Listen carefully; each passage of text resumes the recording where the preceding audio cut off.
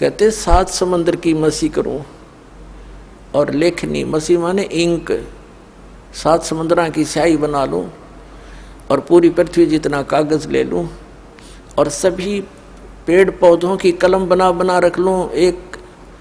एक वृक्ष के अंदर कितनी कलम बन जाएगी, करोड़ों। और कहते सारी कलम घिस जा, समुद्र जैसी स्याही भी खत्म हो जाए और धरती जितना कागज भी शेष उसमें जगह ना रहे। लिखते लिखते तो गुरु गुण लिखा नहीं जाए, तो लिख के दिखाओ उसे सतगुरु के गुण को। एक कुत्ते के जीवन में लिखने लग जाओ, सुबह लेकर शाम तक वो कितना कष्ट उठाता है। पहले तपला तून पाक रहा था, बनकर अच्छी पोस्ट प्राप्त करके 2 पैसे घर पर हो गए, भगवान बजा नहीं। अब कुत्ता बनकर सैर सपट्टे करता फिर रहा है। कबीर साहब कहते हैं अपनी वाणी में,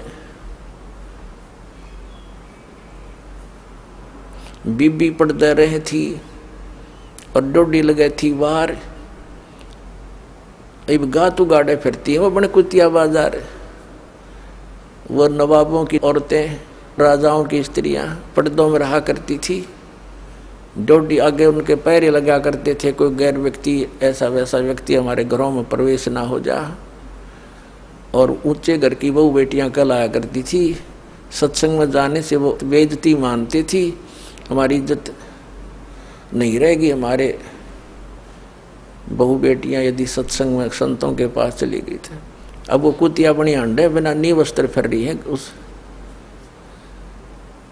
बाजार के अंदर, सरेआम बिरन मट्टी करवा दी एक राम नाम बिना, इस झूठी चोचलों ने। तो क्या बताते हैं, बीबी पर्दे रहे थी और डोडी लगे थी बाहर, इब गा तू गाड़ी फिरे वह बन कुतिया बाजार। वो पर्दे की सुंदरी सुनो संदेशा मोर, अब गा तू गाड़े फिरती है, वो करे सरायों शोर। अब परमात्मा हमें याद दिलाना चाहते हैं, नक बेसर नक पे बनी वो पैर थी हार हमेल, और सुंदरी से कुतिया बनी सुनो काल के खेल।